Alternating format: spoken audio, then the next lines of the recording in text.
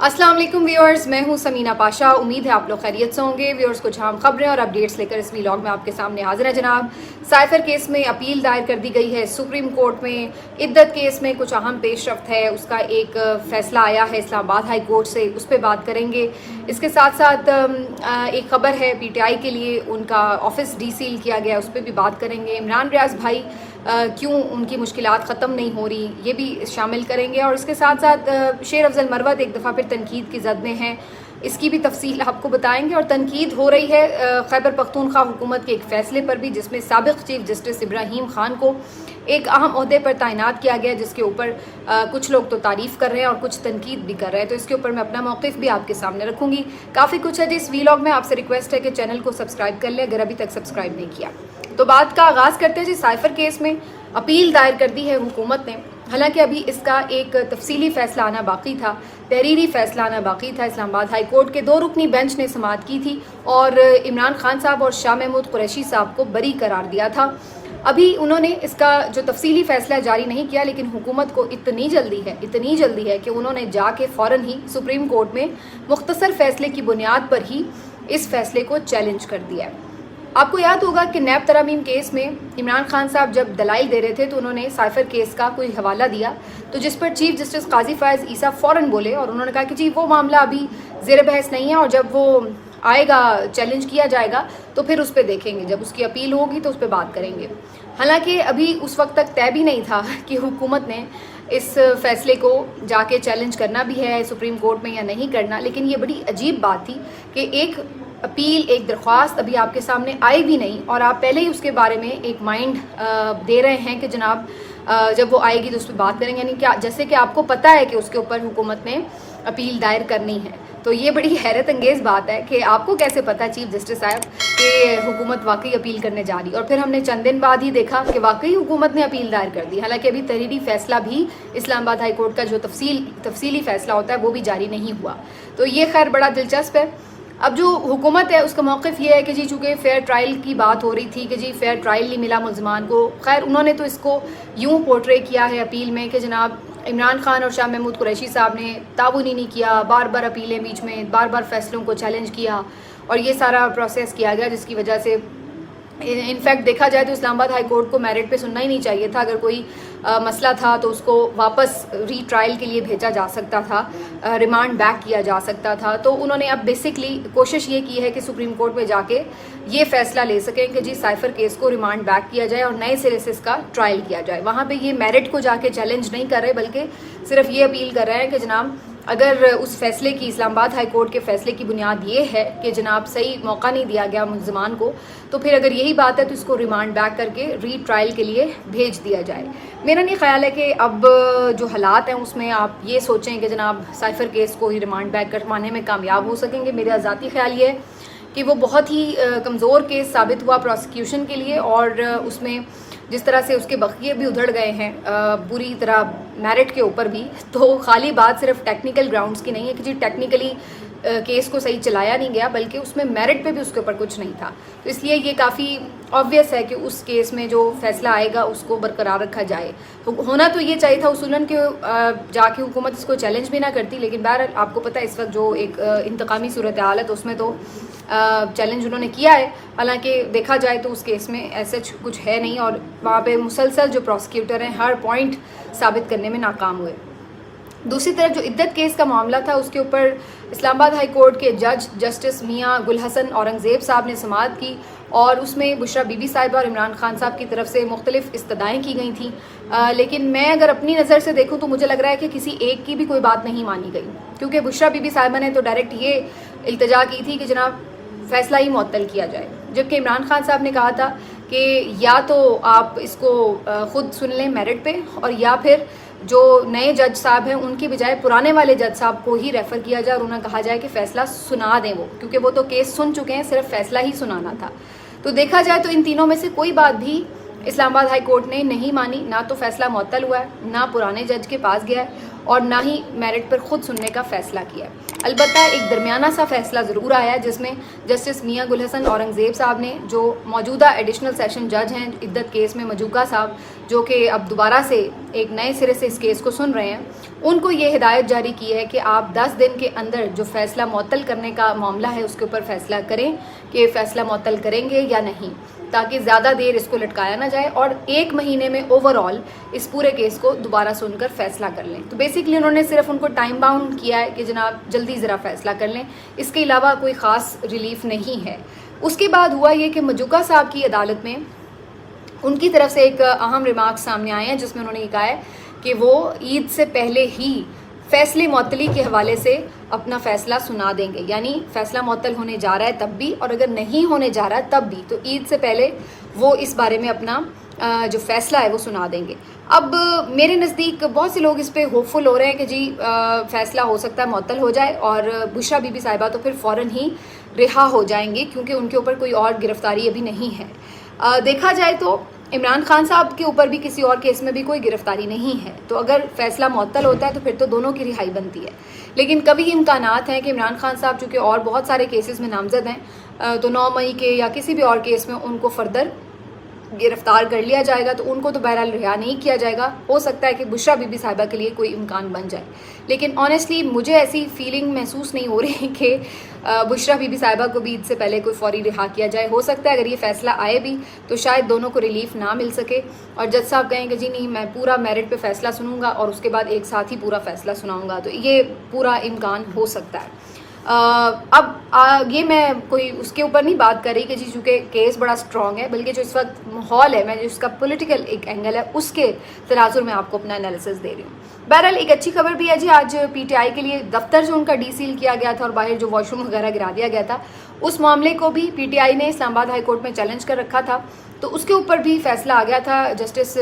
سمن رفت نے فیصلہ سنایا تھا اور انہوں نے کہا تھا کہ جس کو فوراً ڈی سیل کیا جائے۔ آج اس دفتر کو ڈی سیل کر دیا گیا، لیکن فوراً ہی ان کا یہ کہنا ہے پی ٹی آئی کے لوگوں کا کہ بجلی کاٹ دی گئی ہے، تو یہ عجیب سے ہتھ کنڈے ہیں کہ جی ہم نے آپ کو آپ کا دفتر نہیں یوز کرنے دینا، حالانکہ پہلے بھی اس کا کیا فائدہ ہوا ہے؟ مطلب آپ نے اگر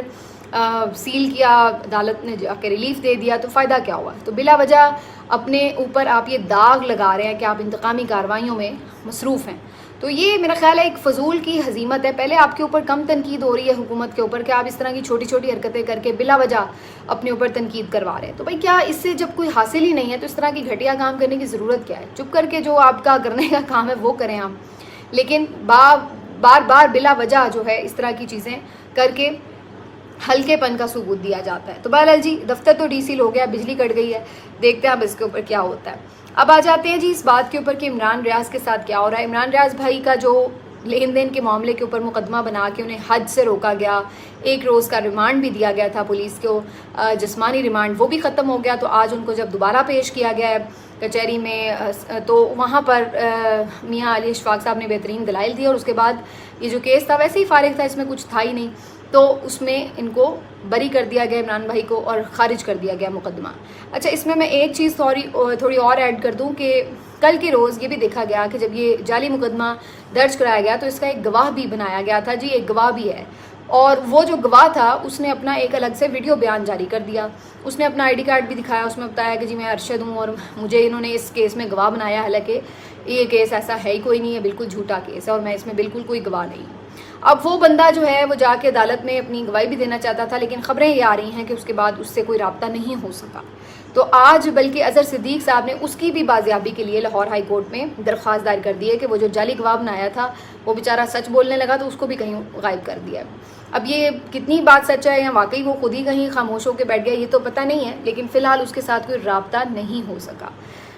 لیکن عمران بھائی کی رہائی پھر بھی ممکن نہیں ہو پائی، اس کی وجہ یہ ہے کہ راتوں رات ان کے اوپر ایک اور مقدمہ بنا دیا گیا ہے، بہت ہی مضحکہ خیز ایک اور مقدمہ، اور وہ مقدمہ کیا بنایا گیا ہے کہ جی انہوں نے کار سرکار میں مداخلت کی ہے، یعنی جس دن یہ ایئرپورٹ آئے حج فلائٹ لینے کے لیے، تو اس وقت جب یہ آئے ان کے ساتھ 1-2 دوست تھے اور وکلا تھے، تو ان کے حوالے سے ان پہ بنایا گیا کہ جی انہوں نے آ کے کوئی زور زبردستی گھسنے کی کوشش کی ایئرپورٹ میں اور جناب کار سرکار میں مداخلت کی وغیرہ وغیرہ، حالانکہ وہاں پہ الٹا ان کے ساتھ جو ہوا ہے وہ سب نے دیکھا ہے، ویڈیو ثبوت موجود ہیں، لیکن فی الحال چونکہ کوئی اور مقدمہ نہیں تھا تو ابھی ان کو اور کچھ سمجھ نہیں پڑ رہا تھا کہ کیسے اور گرفتار رکھیں، تو انہوں نے یہی مقدمہ بنا دیا ہے. تو اب اس مقدمے میں ان کی گرفتاری ڈال دی گئی ہے. لیکن عمران ریاض بھائی ویسے تو کمپوزڈ ہیں، ظاہر آپ کو پتہ ہی ہے جو بندہ اتنا کچھ سہ چکا ہے تو اس کے لیے یہ چھوٹی موٹی گرفتاریاں، اس طرح کے فضول مقدمات کیا معنی رکھتے ہیں. لیکن ہاں یہ ضرور ہے کہ وہ اس بات پہ دکھی ضرور تھے کہ حج پہ جانے سے روکا گیا ہے. آج تھوڑی سی جو انہوں نے بات کی اس میں بھی وہ یہی بات کر رہے تھے کہ گرفتاریاں تو بہت دفعہ ہو چکی ہیں، لیکن تکلیف اس بات کی ہے کہ 3 سال سے مسلسل میں حج پہ جانا چاہتا ہوں لیکن مجھے حج پہ جانے نہیں دیا جا رہا. اور انہوں نے کہا کہ یہ اتنا غلط انہوں نے کیا ہے، لیکن پھر بھی میں دعا گا ہوں، اگر جب بھی میں انشاءاللہ حج پہ جاؤں گا تو میں ان لوگوں کے لیے بھی دعا کروں گا جنہوں نے مجھے جانے سے روکا ہے. تو یہ ان کا بڑا پن ہے کہ انہیں پتہ ہے کہ یہ کتنا بڑا گناہ ہے کہ آپ کسی کو اللہ کی راہ میں جانے سے روک رہے ہیں، لیکن پھر بھی وہ ان کے لیے بد دعا نہیں کر رہے بلکہ کہہ رہے ہیں کہ میں دعا ہی کروں گا کہ اللہ انہیں معاف کر دیں. لیکن بہرحال عمران ریاض بھائی آج اس حوالے سے دکھی ضرور تھے کہ انہیں حج پہ نہیں جانے دیا گیا. ادروائز وہ یہ کہتے ہیں کہ آپ نے مجھے کیا کچھ نہیں میرے ساتھ کیا، اتنی دیر مجھے آپ نے لاپتہ رکھا، مجھ پہ بدترین تشدد کیا، میں سوکھ کے تیلا ہو گیا، لیکن میں نے اپنا موقف نہیں چھوڑا. تو جب میں نے اتنا سب کچھ برداشت کر کے موقف نہیں چھوڑا تو اب یہ چھوٹی موٹی گرفتاریاں کر کے آپ مجھ سے کیسے میرا موقف چھڑوا سکتے ہیں. تو میں ایک صحافی ہوں، میرا جو دل کرتا ہے میں آزاد طریقے سے بات کرتا ہوں. آج میری بات جو ہے وہ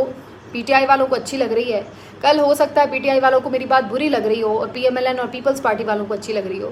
تو صحافی تو وہی بات کرے گا جو وہ آزاد صحافی ہے، جو وہ دیکھ رہا ہے، جو وہ اس کو سمجھ آ رہی ہے، اس کے مطابق اس کو لگ رہا ہے. لیکن اس کی بنیاد کے اوپر صحافیوں کے ساتھ دشمنی میں اس حد تک چلے جانا یہ بہت ہی جس کو کہتے ہیں نا کہ قابل مذمت بھی ہے، اور پاکستان میں تو ایک جرم بنا دیا گیا ہے. یہی بات ویسے میں خود بھی کہتی ہوں، بہت سارے لوگ آج کل بھی یہ بات کرتے ہیں کہ جی آپ بہت پرو پی ٹی آئی ہیں یا اس طرح ہیں اس طرح. بھائی سیدھی بات ہے،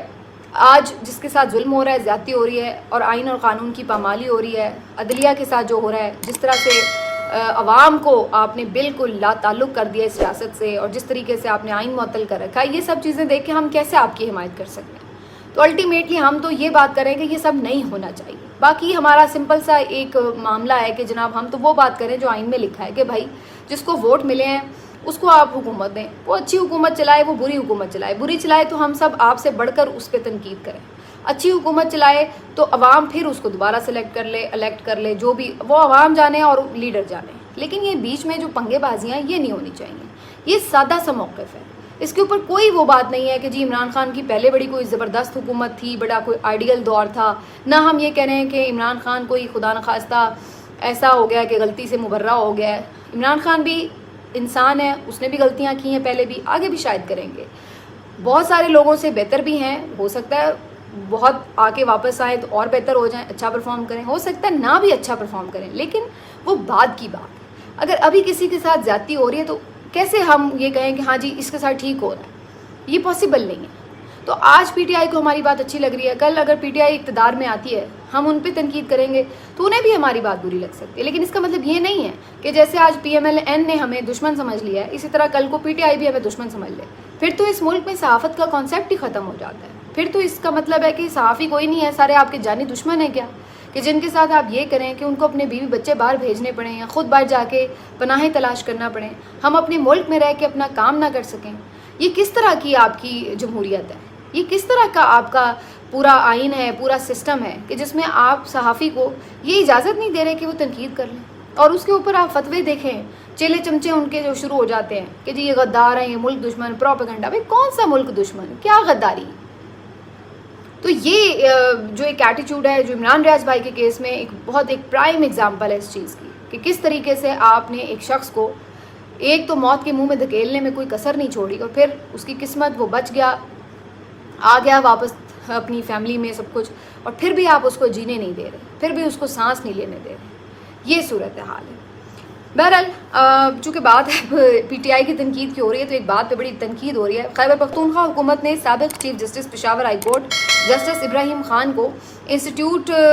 میڈیکل انسٹیٹیوٹ میں اپیلیٹ ٹریبونل کا سربراہ جج لگایا ہے، جس کے اوپر جو ہے وہ بہت تنقید بھی شروع ہو گئی کہ دیکھیے جی عہدہ بانٹ دیا ہے. اور کچھ لوگوں کا یہ کہنا ہے کہ جناب پی ٹی آئی جو ہے وہ بھی تو اقربا پروری کر رہی ہے. اچھا تو یہی وجہ تھی, یہ جج صاحب بھی اتنی ضمانتیں دے رہے تھے, یہ تھا وہ تھا, یہ تو ان کا پورا ہے. پھر ملی بھگت تھی, ہم تو پہلے ہی کہتے تھے پشاور ہائی کورٹ جو ہے وہ پی ٹی آئی کے ساتھ ملی ہوئی ہے اور وہاں سے ضمانتیں مل رہی ہیں وغیرہ وغیرہ, ریلیف پہ ریلیف اور سب چیزیں.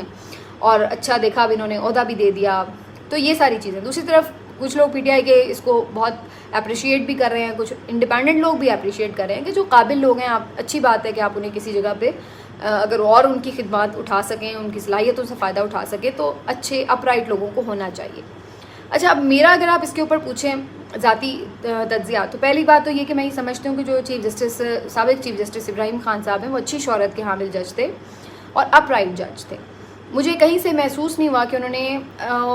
جو ہے پی ٹی آئی کو بہت زیادہ جا کے ریلیف دیا اس طرح. پہ ظاہر ہے جب آپ 50 مقدمے بنائیں گے تو پھر ضمانت بھی اسی حساب سے ہی ہوگی,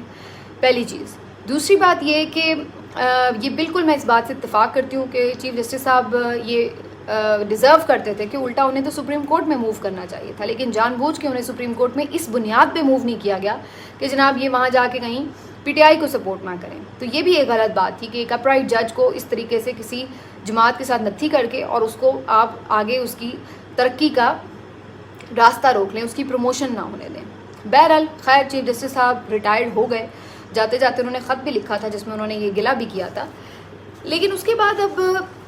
یہ بات درست ہے کہ اچھے لوگوں کا آپ فائدہ اٹھا سکتے ہیں, لیکن پھر یہ آپ کی بیسک جو آئیڈیالوجی ہے اس کے اوپر کویشچن مارک آ جاتا ہے. کیونکہ ایک طرف ہم یہ کہہ رہے ہوتے ہیں کہ ریٹائرڈ جرنیلوں کو, ریٹائرڈ ججوں کو, ریٹائرڈ سرکاری افسران کو کیوں بار بار نوکریاں دی جائیں, اور جو آپ کی نئی لاٹ ہے, جو آپ کی ینگ جنریشن ہے, جو پڑھی لکھی ہے, جو نوکریوں کی تلاش میں ماری پھر رہی ہے, ان کو آپ نہ ایڈجسٹ کریں. اور پھر سے آپ جو لوگ ساری زندگیاں اپنے کما چکے ہیں, اچھے ان کو مراد بھی مل رہی ہیں, انہی کو آپ دوبارہ کہیں نہ کہیں ایڈجسٹ کر دیں. تو یہ اس ینگ جنریشن کے ساتھ بھی زیادتی ہوتی ہے کہیں نہ کہیں, کیونکہ ملک میں کوئی اتنی زیادہ تو فراوانی ہے نہیں جابس کی کہ جناب چونکہ اب اور کوئی نہیں مل رہا, اب جاب خالی تو نہیں رکھنی, تو چلو جی ریٹائرڈ کو بھرتی کر لیں. آپ کا تو جو ڈیزرونگ کینڈیڈیٹ ہیں وہ اتنی بڑی تعداد میں ہوتے ہیں اور نوکریاں کم ہوتی ہیں. تو میرے خیال سے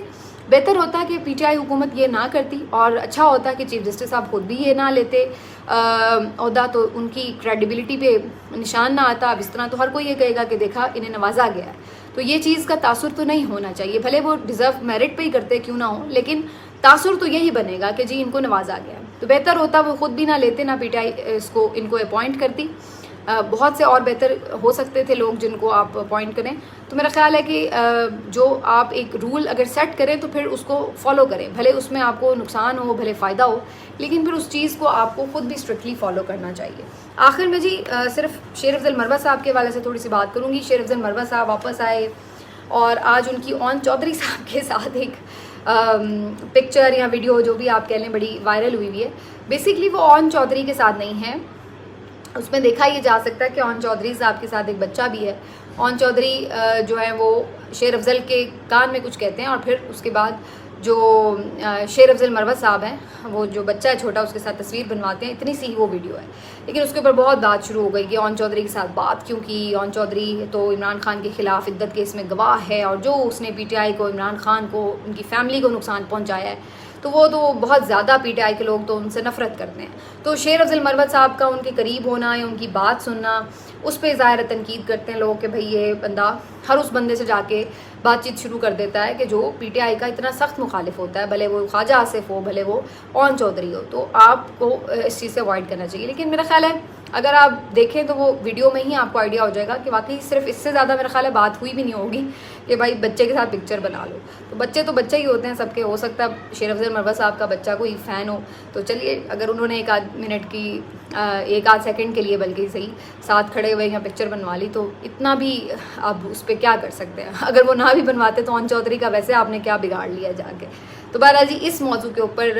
تنقید ہو رہی تھی. تو شیر افضل مروہ صاحب وہ بیچارے شخص ہیں کہ جس کی وہ کہتے ہیں نا معافی نہیں ہوتی, کڑی ہر وقت نظر اس کے اوپر ہوتی ہے کہ وہ ذرا سا یوں لائن پہ جاتا ذرا سا یوں ہوتا ہے نا, تو بس وہیں اس کو پکڑ لیا جاتا ہے کہ یہ